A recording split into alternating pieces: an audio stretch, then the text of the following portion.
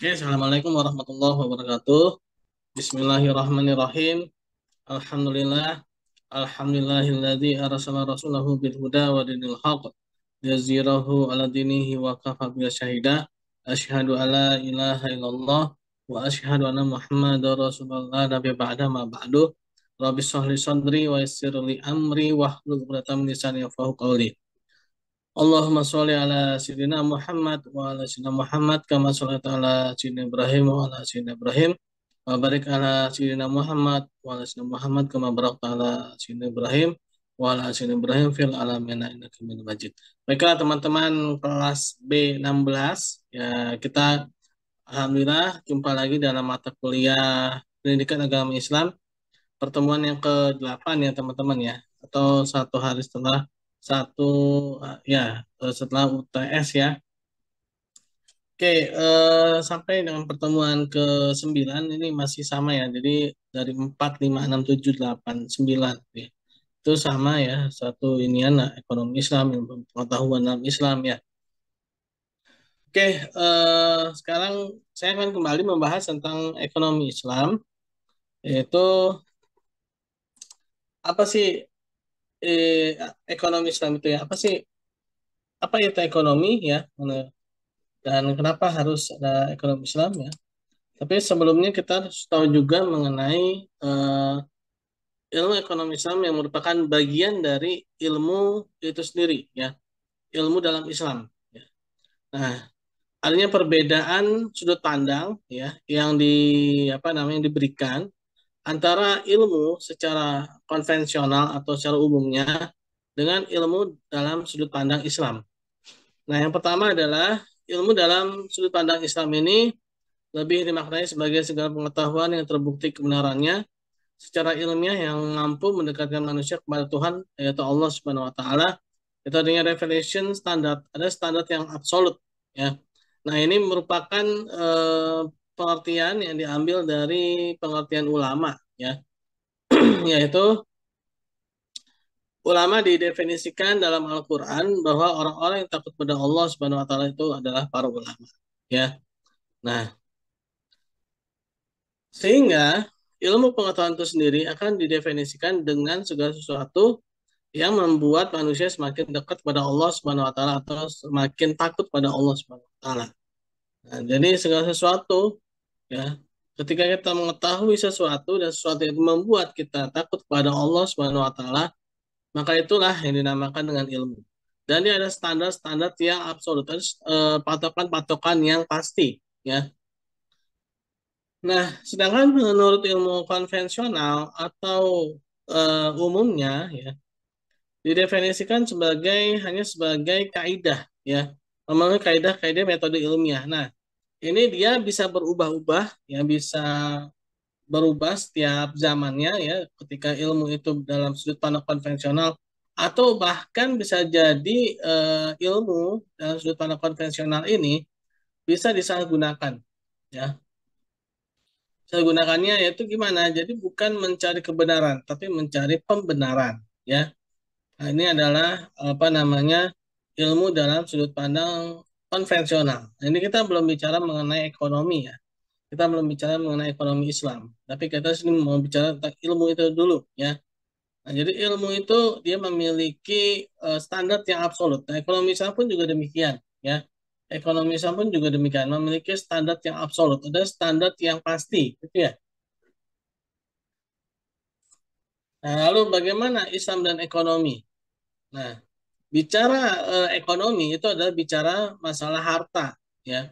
Sebagaimana maqasid syariah yang diungkapkan oleh Imam Al-Ghazali, yaitu ada ya, 5 tujuan dari syariat, yaitu yang pertama melindungi agama, melindungi akal, jiwa, keturunan, dan yang kelima adalah harta, ya. Menurut Imam Al-Ghazali ada 5, ya. Yang terakhir adalah harta. Nah, ekonomi ini bicara mengenai bagaimana Islam melindungi harta, ya. Syariat ini melindungi harta. Nah, ekonomi merupakan bagian ya proses ya dari aktivitas manusia dalam menguatkan manusia itu dalam beribadah pada Allah Subhanahu wa taala, ya.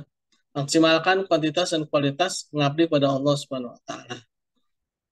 Nah, jadi kita berekonomi itu tidak lain dan tidak bukan adalah untuk beribadah pada Allah Subhanahu wa taala. Lalu tujuan dan hakikat hidup manusia. Ya, ini kemarin kita sudah sedikit bahas ya tentang manusia, yaitu dalam Quran surat Az-Zariyat ayat 56 yang berbunyi wa ma khalaqtul jinna wal insa illa liya'budun, ya. Dan tidaklah aku ciptakan jin dan manusia melainkan untuk beribadah kepadaku, ya. Jadi kemarin kita juga sudah bahas ya mengenai apa penciptaan jin dan manusia untuk beribadah kepada Allah Subhanahu wa taala. Di sini posisi jin itu ditaruh di awal bukan berarti jin itu lebih mulia, melainkan ini adalah proses, ya.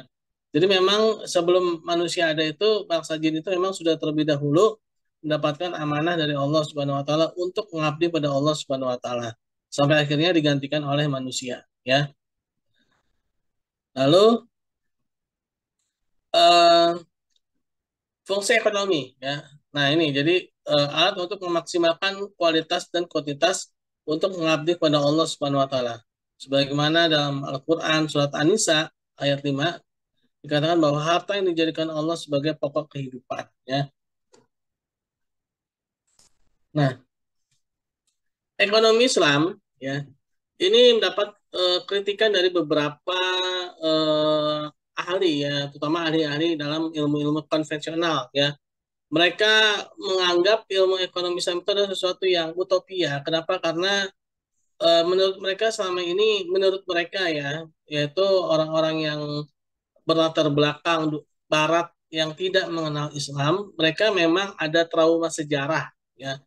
Trauma sejarah mereka yaitu ketika agama mereka mendominasi, ya, mereka mendapatkan tekanan yang sangat kuat ya dari pihak agamawan mereka sehingga akal mereka merasa terkungkung, ya, dan merasa tidak bebas. Dan ketika apa namanya adanya konsep syariah atau dalam Islam ini ada ekonomi Islam, ya, mereka merasa dan mereka khawatir mungkin ya, mereka yang khawatir ya, kita jangan ya, kalau kita nih orang Islam kita harus tahu sejarah juga. Kita tidak pernah mengalami trauma sejarah sebagaimana yang mereka alami ya dahulu kala, ya. Yang terjadi justru ketika Islam itu apa namanya berjaya, ya.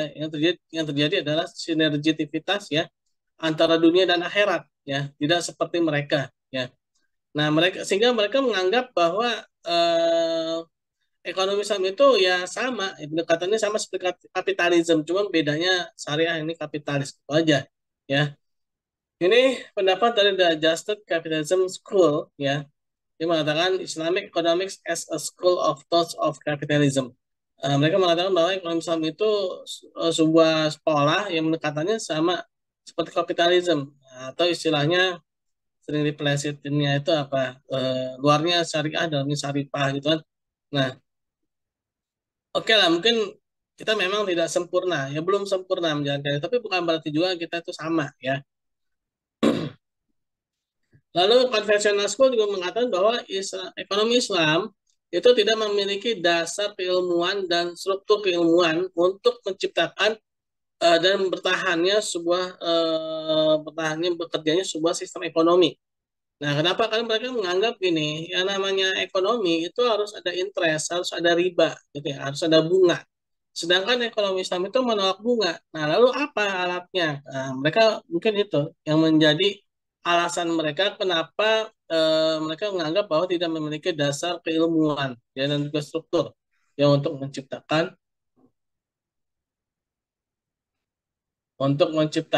apa namanya sebuah keilmuan gitu ya. Nah, jadi mereka menganggap bahwa karena kita tidak menggunakan faktor bunga ya, jadi mereka menganggap itu sesuatu yang tidak bisa bekerja gitu. Nah, padahal dalam ekonomi Islam itu ada margin, ada bagi hasil dan ada ujroh ya. Nah, mereka belum mengetahuinya. Lalu The Sectarian Diversity School mengatakan bahwa ekonomi Islam itu memiliki jurang pemisah ya dalam dasar keilmuan, ya. Nah, sehingga keberadaannya itu apa ya, kalau dibilang tuh keberadaannya itu eh, berbeda. Jadi mereka menganggap bahkan keberadaan ekonomi Islam itu berbeda dalam Islam gitu. Jadi dianggap ini sekte ya, sekte ekonomi Islam. Jadi agama baru mungkin ya, seperti agama baru bagi mereka ya. Padahal tidak ya. Yang namanya ekonomi Islam itu adalah bagian dari Islam itu sendiri ya. Ketika seorang Muslim mempraktekkan ekonomi ya dengan sistem-sistem syariat ya, maka dia telah menjalankan sistem ekonomi Islam. Nah, mereka belum paham yang seperti itu ya. Nah, untuk menghindari adanya kesalahan dalam pemikiran ya, sehingga kritik-kritik orang-orang tersebut menjadi benar ya, jangan sampai seperti itu gitu ya. Maka kita harus tahu pertama bagaimana hakikat dunia dan harta dalam Islam ya.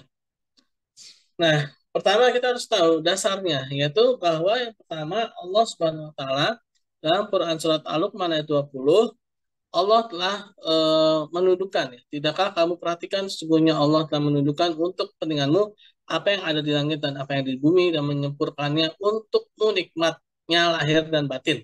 Artinya Pak Allah sudah mencukupkan apa yang ada di langit dan apa yang ada di bumi. Ya. Dan dalam Quran surat Al-Hijr juga Allah Subhanahu wa taala berfirman yang artinya dan kami telah menjadikan apa yang ada di bumi sumber-sumber kehidupan untuk keperluanmu. Begitu pula dalam Quran surat An-Najm ayat 48 Allah Subhanahu wa taala berfirman dan bahwasanya Dia yang memberikan kekayaan dan kecukupan. Artinya apa? Yang namanya di dunia ini Allah sudah mencukupkan semuanya. Ya, Allah sudah menundukkan langit dan bumi ini untuk keperluan manusia. Ya, nah, nanti sangkut pautnya kemana? Ini nanti sangkut pautnya akan mengenai permasalahan ekonomi ya dalam sudut pandang ekonomi konvensional. Ya, pertama kita harus tahu dulu hakikat dunia dan harta. Dan lalu kita juga harus tahu ya, bagaimana fitrahnya manusia ya, atau bawaannya manusia ketika hanya menuruti hawa nafsu. Itu dalam Quran surat Al-Adiyat ayat 8 Allah Subhanahu wa taala berfirman dan sesungguhnya kecintaan kepada kebaikan harta manusia itu amat sangat. Artinya apa? Manusia itu sangat mencintai harta, ya, sangat menyukai harta. Lalu dalam Quran surat Al-Ma'arij ayat 19-21, Allah Subhanahu wa taala berfirman, sungguhnya manusia diciptakan bersifat suka mengeluh, lagi kikir. Apabila dia ditimpa kesusahan, dia berkeluh kesah. Dan apabila mendapatkan kebaikan harta, dia menjadi kikir. Ya. Lalu dalam Quran surat Al-Isra ayat 100, Allah Subhanahu wa taala berfirman, katakanlah wahai Muhammad, sekiranya menguasai perbendaharaan rahmat Tuhanku, niscaya perbendaharaan itu kamu tahan karena takut membelanjakan. Dan manusia itu memang sangat kikir, ya. Artinya apa? Manusia ini memang memiliki sifat kikir atau istilahnya serakah atau nah nanti akan ada sangkut pautnya dengan prinsip ekonomi, ya, dalam ekonomi konvensional. Lalu hadis riwayat Muslim Nabi Allah Muhammad SAW bersabda, andai kata manusia-manusia itu telah mempunyai harta benda sebanyak 2 lembah, mereka masih ingin untuk mendapatkan 1 lembah lagi. Tidak ada yang dapat mengisi perut mereka ya sampai penuh, melainkan hanya tanah atau yang mati atau maut gitu ya. Dan Allah menerima taubat orang-orang yang bertaubat kepadanya. Hadis riwayat Muslim ya. Nah, ini dari keempat dalil ini mengatakan bahwa manusia itu memang memiliki sifat kikir ya atau sifat serakah ya. Nah, kan tetapi sifat serakah ini bukanlah sesuatu yang dijadikan sebagai patokan atau sebagai landasan teori ya dalam ekonomi konvensional ya. Nah, masuklah kita mengenai permasalahan ekonomi konvensional. Nah, setelah kita mengetahui tadi ya, yaitu pertama tadi Allah Subhanahu wa taala sudah menundukkan semuanya untuk keperluan manusia. Nah, sedangkan dalam ilmu ekonomi konvensional mengatakan bahwa permasalahan ekonomi itu adalah adanya keinginan yang tidak terbatas atau sering diartikan juga dengan kebutuhan yang tidak terbatas dalam menggunakan faktor-faktor produksi yang terbatas. Nah, menurut ilmu ekonomi konvensional, adanya keterbatasan faktor-faktor sumber faktor produksi, ya. Nah, sehingga adanya masalah utama itu adanya kelangkaan, akhirnya muncullah namanya pilihan. Nah, sedangkan dalam Al-Qur'an ya dan juga tadi dalam hadis ya, dalam Al-Qur'an dikatakan bahwa Allah Subhanahu wa taala itu telah menyediakan ya sehingga tidak ada keterbatasan. Nah, lalu apa ini yang menjadi masalahnya ya? Nah, yang jadi masalahnya adalah manusia menggunakan keinginan. Menggunakan keinginan. Keinginan itu memang tidak pernah ada batasnya, sebagaimana dalam hadis tadi ya. Ketika manusia memiliki dua lembah emas, dia akan ingin punya tiga. Nah, itu tidak akan pernah ada habisnya ketika menggunakan faktor keinginan ya yang tidak terbatas. Nah, beda dengan kebutuhan. Jadi keinginan itu beda dengan kebutuhan. Kebutuhan itu apa yang dibutuhkan, ya. Contoh ketika kita makan, keinginan kita mungkin ketika makan ya, apalagi ketika menjelang berbuka puasa, ya.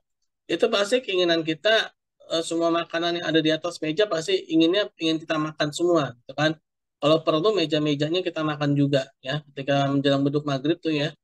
Nah, tapi apalah daya ya ketika sudah masuk teh manis, lontong dan bakwan, tapi perut kita sudah kenyang, kan? Perut kita sudah kenyang hanya dengan teh manis, lontong, dan bakwan. Itulah kebutuhan kita sebenarnya, bukan yang tadi itu yang ketika apa namanya menjelang apa menjelang berbuka tadi bukan ya, tapi yang dibutuhkan segitu sebenarnya ya. Nah, sehingga kalau manusia ini menyadari ya bahwa hidupnya itu hanya em, berdasarkan pada kebutuhan ya, adanya kesederhanaan, nah, akhirnya pendistribusian ekonomi pun juga akan menjadi lebih bagus, lebih merata gitu kan. Karena manusia mengandalkan pada kebutuhan, pada needs ya, bukan pada wants. Dan akhirnya sumber faktor produksi ya, apa yang ada di muka bumi ini akan menjadi melimpah ya, akan menjadi melimpah. Lain halnya ketika manusia menuruti wants, keinginan. Maka sumber faktor produksi yang Allah Subhanahu wa taala sediakan di muka bumi ini akan menjadi kurang. Kenapa? Karena keinginan ya. Keinginan kita kan pasti ya. Kalau udah punya kekayaan ya pasti kita pengen punya kekayaan sampai 100 turunan kaya semua kan. Nah, itulah yang namanya keinginan. Keinginan itu nggak akan bisa tercapai ya. Susah tercapainya. Lain kalau keinginannya sesuai dengan kebutuhan ya. Keinginan yang sesuai dengan kebutuhan itu ya akan bisa tercapai ya, atau sesuai dengan realistis gitu ya, sesuai dengan realita ya. Sehingga apa yang ada itu ya, yang ada itu disediakan itu akan menjadi melimpah ya.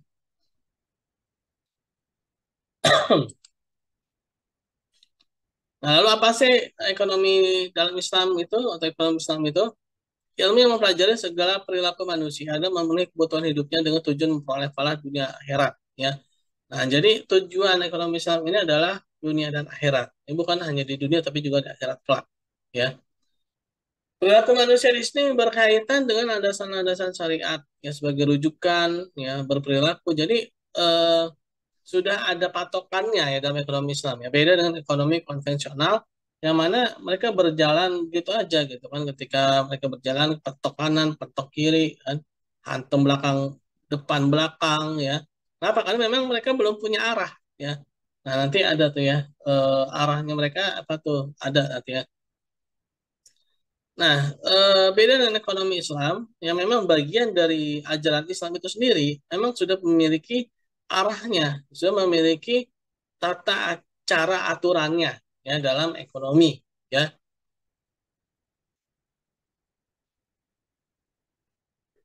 Nah, sehingga berapa nih adanya interaksi ya.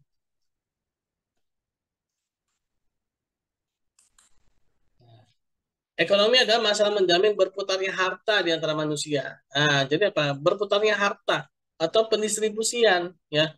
Sehingga manusia dapat memaksimalkan fungsi hidupnya sebagai hamba Allah untuk mencapai pahala di dunia dan di akhirat. Ekonomi adalah aktivitas kolektif ya, bukan aktivitas individualis ya. Ekonomi itu ya minimal ya pasti dua orang. Nah, sedangkan kalau kita lihat dari permasalahan ekonomi dalam sudut pandang ekonomi konvensional, ya maka kita akan melihat bagaimana individualisnya manusia, ya. Bagaimana manusia itu sangat-sangat hanya memandang pada dirinya sendiri, ya. Dia memandang bahwa manusia itu sebatang kara, ya, yang apa namanya dilimpahi dengan sifat keinginan yang tidak terbatas, egoisme, ya, dan menggunakan faktor-faktor produksi yang terbatas. Nah, Jadi ya benar-benar memandang ya apa ya, tidak adanya saling tolong menolong gitu. Misalkan si A gitu ya, si A ini misalkan dia punya uang 5.000 gitu ya. Nah, dalam uang 5.000-nya ini dia mau ke mana, mau ke kampus gitu kan. Nah, 5.000-nya ini dia pilihan tuh ya, dia punya pilihan naik apa nih? Naik ojek, naik angkot atau naik apa, taksi gitu kan. Nah, yang ternyata 5.000-nya itu cukupnya hanya untuk naik angkot. Nah, dia tidak memandang bahwa ada temannya si B yang punya mobil ya, yang akan bisa jadi menawarkan bantuan kepada si A itu ya.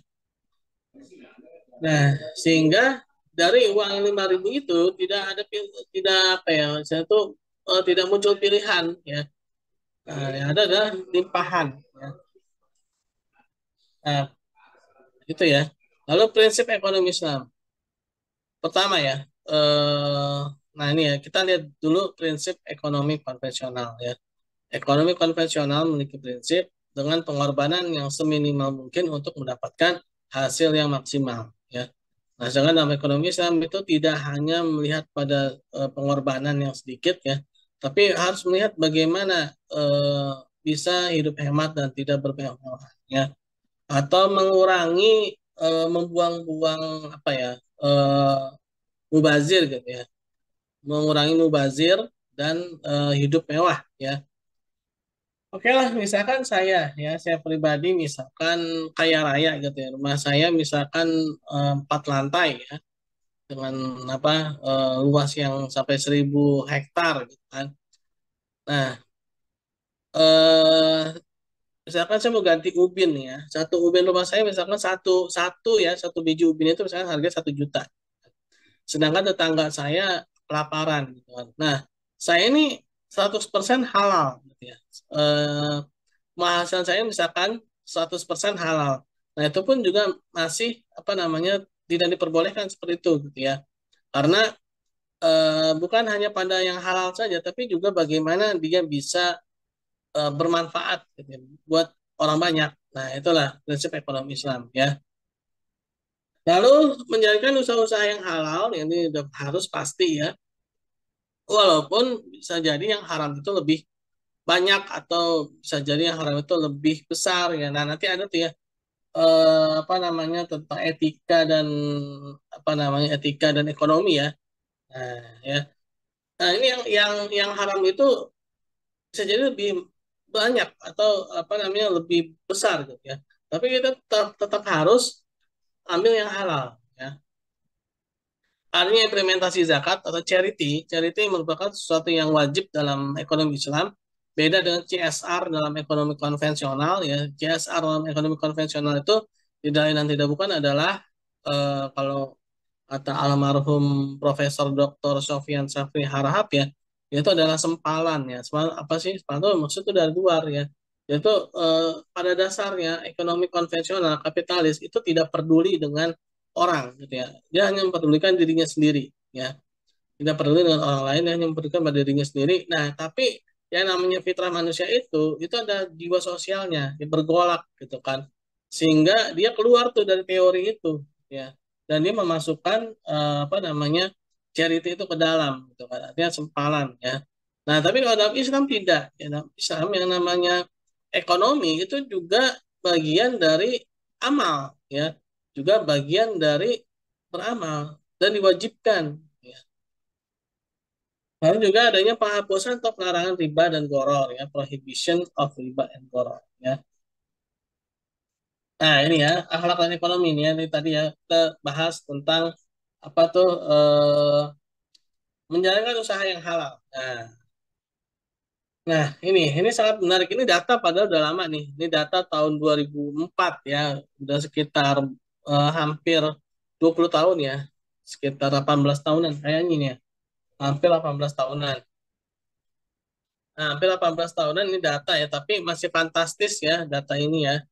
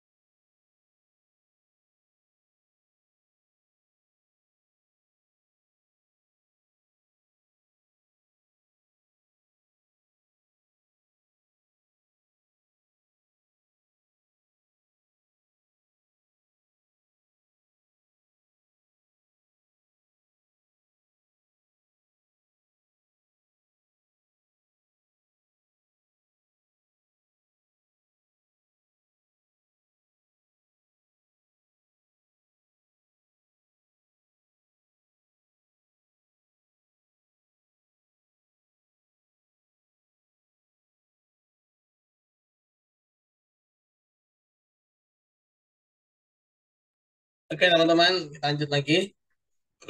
Ini data tahun 2004, tapi angkanya masih fantastis. Yaitu pertama mengenai data transaksi atau mengkonsumsi narkoba, ya. Ini luar biasa ya. Nah, ini ada data ya. Diperkirakan bahwa pada tahun 2004, ya 2003-2004, ini menggunakan narkoba ini hampir 3 juta orang, 2 sampai dengan 3 juta orang. Jika diasumsikan bahwa setiap pengguna narkoba menghabiskan 500.000 setiap pekan, satu minggu itu minimal 500.000 ya, atau 2 juta sebulan ya. 500 kali 4 ya kan, satu bulan kan 4 minggu ya, 4 pekan ya. Nah, dapatlah 2 juta ya satu bulan. Ini baru satu orang itu 2 juta ya. Nah, sedangkan yang mengkonsumsi itu ada 3 juta orang. Nah, berarti berapa tuh? 3 juta kali 2 juta ya. 6 triliun ya. Satu bulan ya dari transaksi narkoba itu 6 triliun. Ini tahun 2004 ya. Tahun 2004 tahun 2003-2004. Bukan tahun 2021 atau 2022 ya. Ini masih tahun yang dulu-dulu nih tapi udah gede ya. Makanya ya 6 triliun sebulan ya. Nah, dalam setahun itu berapa? 72 triliun. Nah, dana 72 triliun adalah dana yang digunakan Indonesia dalam menghadapi krisis global tahun 98. Bayangkan artinya apa? Artinya ya seandainya ya mereka ya atau orang-orang para pengguna narkoba ini taubat ya dan mereka mensedekahkan atau mereka menyumbangkan uang yang ada pada mereka itu untuk negara pada tahun 98, maka Indonesia tidak terkena krisis global ya. Luar biasa kan? Nah, ini baru narkoba tahun 2003 ya, 2003-2004 nih ya. Nah, belum 2022 nih ya. Nah, yang kedua ini dua kasus yang mencolok yaitu narkoba dan prostitusi ya. Yang kedua ini tentang prostitusi nih. UNDP mengestimasikan tahun 2003 di Indonesia terdapat 160.000 hingga 270.000 pekerja seksual komersial. Yang tidak lain mereka adalah para pelacur dengan angka 7 hingga 10 juta pelanggan. Artinya setiap pelacur rata-rata melayani 37 pelanggan dengan rasio maksimum ya. Jika diasumsikan tahun 2008 tumbuh 20% atau sekitar 324.000, dan jika rasio pelacuran pelanggannya naik ya dengan masih sama 1 banding 37, maka diperkirakan pelanggan pelacuran mencapai 12 juta pelanggan. Dan jika diasumsikan setiap pelacuran pelanggan itu mengeluarkan minimal 1 juta ya, minimal 1 juta satu bulan ya, maka transaksinya adalah 144 triliun ya. Luar biasa ya. Nah, ini para pria hidung belang ya.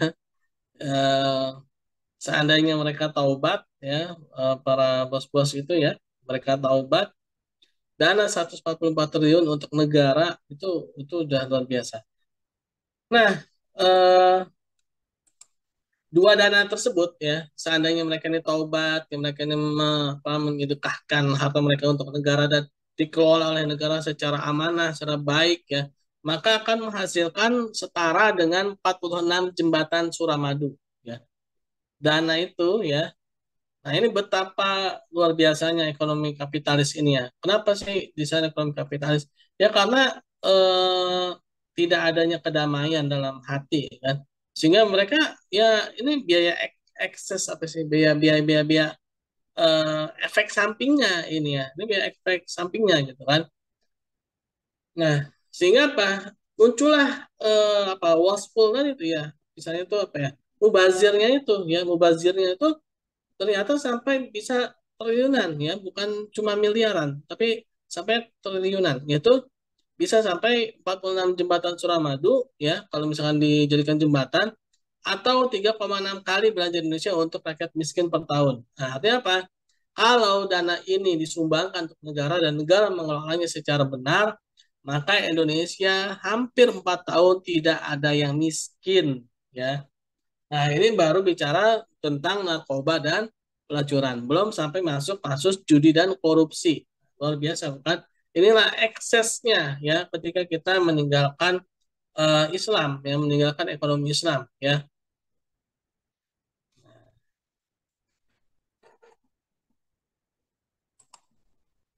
Nah, oleh karena itulah dalam ekonomi Islam ini ya, kita harus memperhatikan bagaimana pemenuhan kebutuhan kita ini menuju falah atau dunia dan akhirat. Lalu bagaimana penyikapan terhadap harta, yaitu aktivitas bagaimana kita mencari, bagaimana kita mengelola, dan bagaimana kita membelanjakan.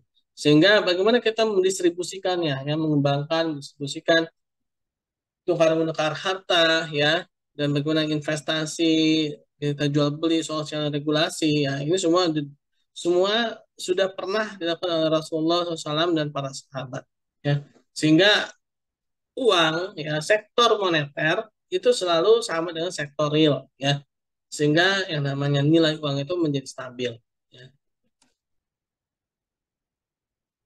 Nah, kenapa sih kok ekonomi konvensional itu eh, mengalami kegagalan dan memiliki ekses yang sangat buruk gitu ya? Nah, itu tidak bukan karena adanya eh, dasar pemikiran mereka, ya. Dasar pemikiran mereka yang memang sudah dirancang untuk seperti itu, ya. Sebagaimana dalam Capitalism Behavior, ya, Jeremy Bentham pada tahun 1748, yang lahir pada 1748, meninggal tahun 1823, ya, membuat teori, yaitu teori rasionalitas. Nah, dia bilang rasional. Rasional itu apa sih? Maximizing pleasure dan minimizing pain, ya.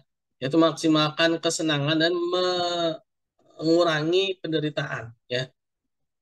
Dia mengatakan bahwa kesenangan itu makin besar itu ya makin sesuatu yang enak itu yang besar itu ketika jumlahnya banyak gitu kan.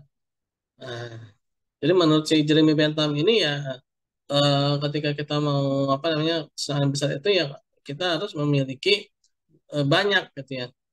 Nah, lalu dia juga mengatakan bahwa tindakan yang baik itu adalah tindakan yang menambah jumlah kesenangan kita. Kesenangan itu apa sih? Harta, ya.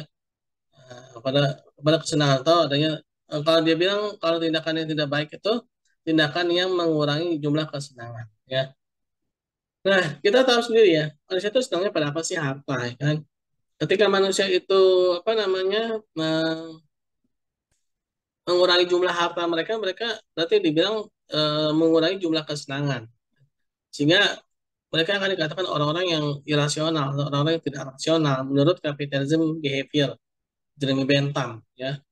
Nah, inilah yang menjadi perbedaan, ya, bahwa dalam ekonomi Islam itu yang namanya ya terkadang kita tidak rasional menurut mereka gitu ya. Contoh dalam Quran surat Ar-Rum ayat 30, ya, tidak salah ya, bahwa riba yang disangka menambah jumlah uang mereka itu tidak menambah apapun di sisi Allah Subhanahu wa taala. Sedangkan sedekah, ya, yang kelihatannya mengurangi justru itu yang akan ditambah, yang dilipat gandakan. Nah, ini sangat apa ya, bertolak belakang dengan teori rasionalitas, ya kan. Kalau teori rasionalitas kan kalau makin bertambah ya makin senang. Nah, ternyata enggak, ya. Dan ini juga sebenarnya sudah di apa namanya dikritisi juga ya oleh hukum Gosen, ya, Gosen. Nah, lalu si Adam Smith, ya, 276 juga mengatakan bahwa kapitalisme itu berdasarkan pada individual self, pada kepentingan pribadi, ya, dan adanya pertambahan uang, ya. Dia mengatakan bahwa manusia itu sebagian besar diatur oleh sentimen itu apa sih keinginan pribadi dia, ya. Dan dia mengatakan bahwa teologi is not a source of warranted truth, ya. Nah, ini teologi yang mana ya? Nah, teologi yang mana nih ya? Nah, ya satu sisi ya mungkin ya ini Adam Smith ini kan bukan orang Islam, ya, bukan orang Islam, ya. Apa namanya satu sisi ini menurut sudut pandang dia, ya, apa namanya menurut dia ya mungkin karena agamanya dia, ya. Tapi kalau kita ya mungkin karena si Adam Smith ini dia sebenarnya Adam Smith itu juga ada ini loh apa namanya teori yang mengambil dari Islam, ya, tapi dia mengambilnya separuh-separuh, ya, yaitu invisible hand, ya, invisible hands, ya. Eh, tapi dia terlalu apa ya, kalau invisible hand itu ya tadi ya terlalu cepat apa namanya mengambil kesimpulan, dan dia tidak mengambil secara keseluruhan karena dia memang bukan orang Islam, ya, sehingga dia pun ya berpandangan seperti itu gitu ya.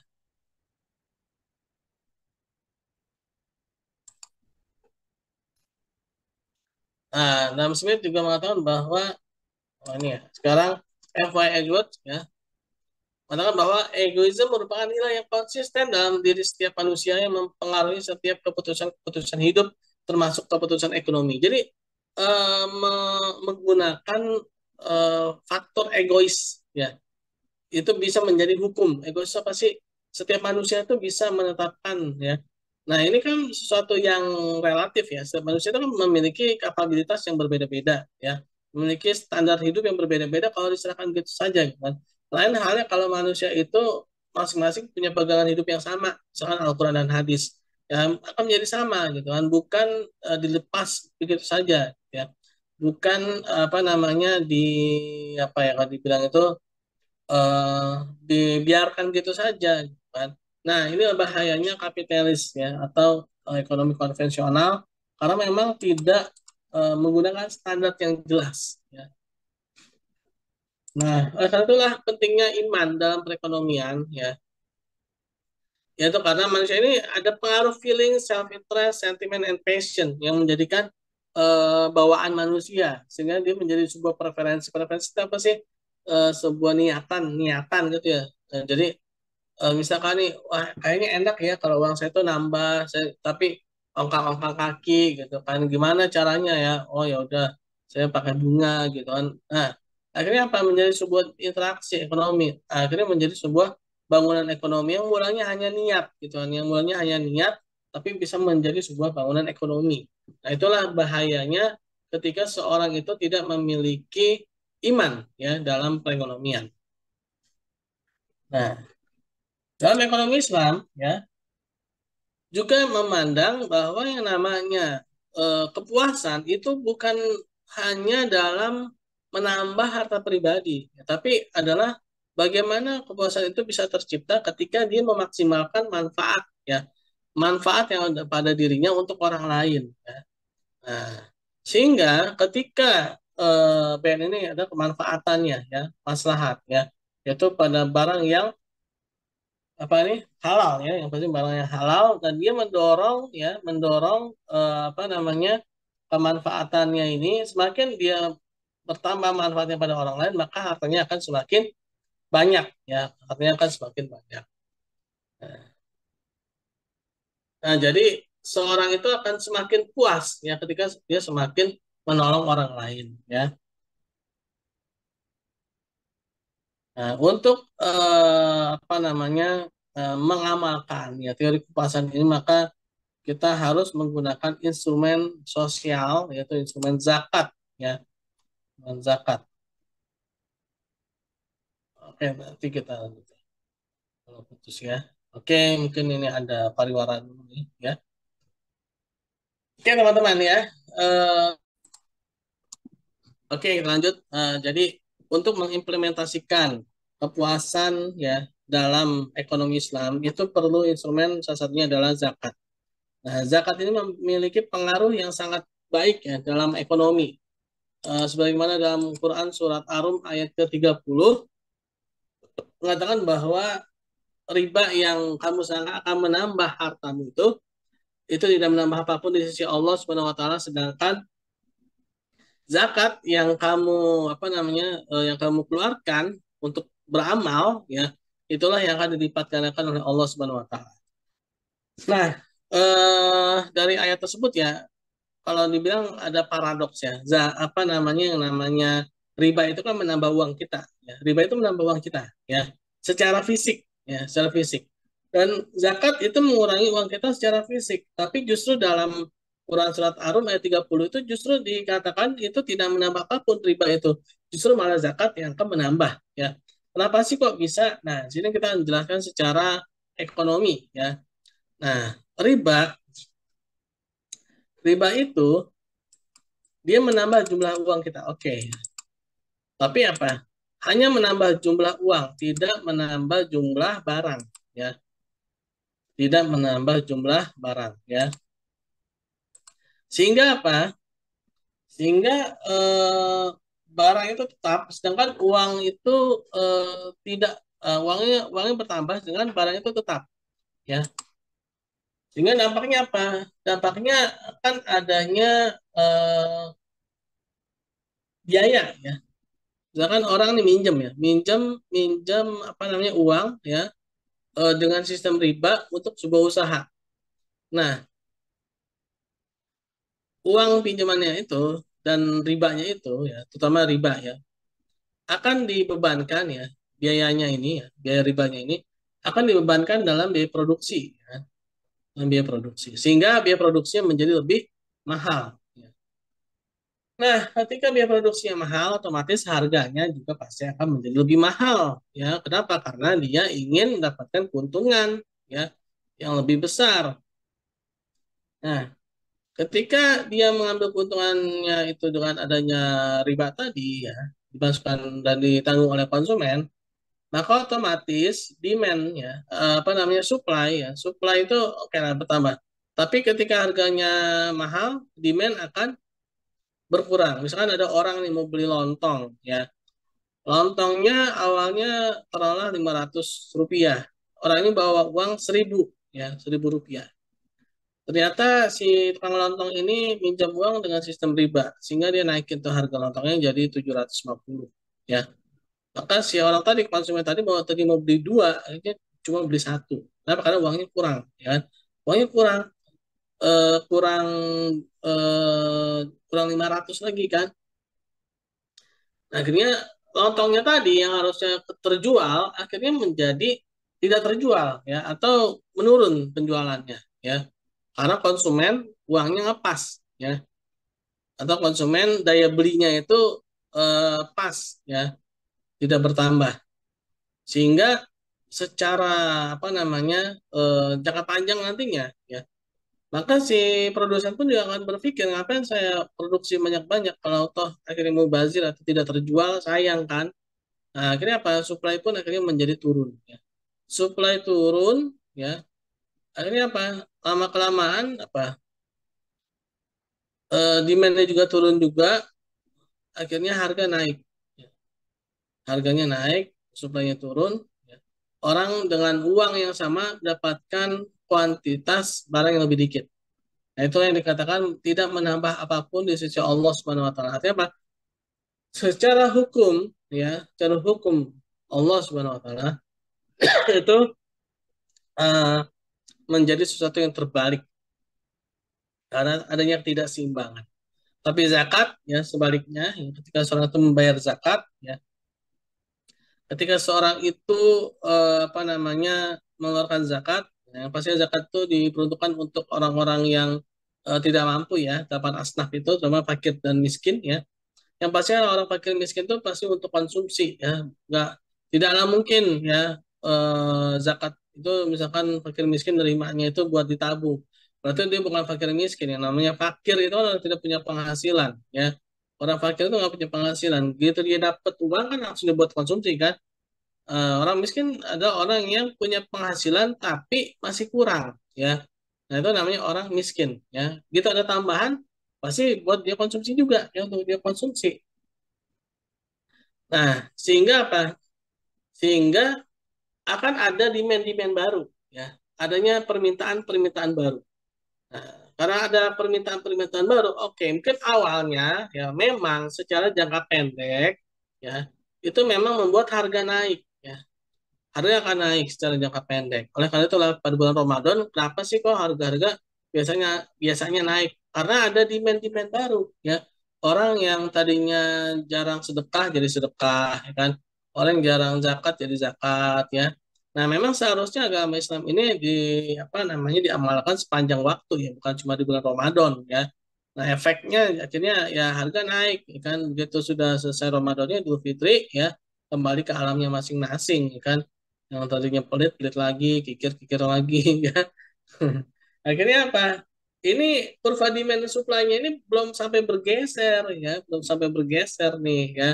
Nah, kalau misalkan berlanjut tuh dia akan bergeser nih ya. Contoh misalkan orang misalkan jualan lontong nih ya di bulan Ramadan, nah yang pasti belinya banyak kan, apa, demandnya banyak ya, demandnya tuh banyak. Kenapa? Karena ada yang buat masjid, ada yang buat musola, yang kan dibeliin ya.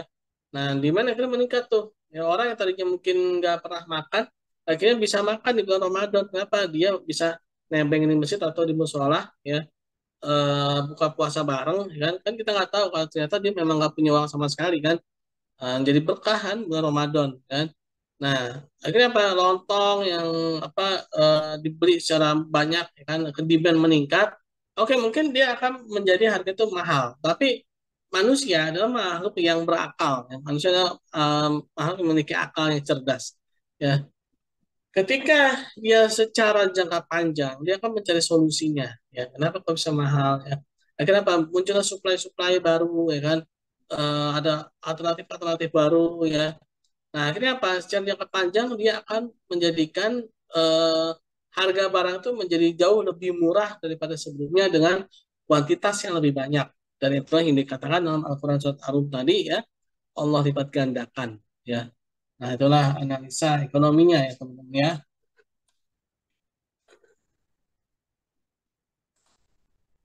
Nah, jadi itulah ya zakat, ya.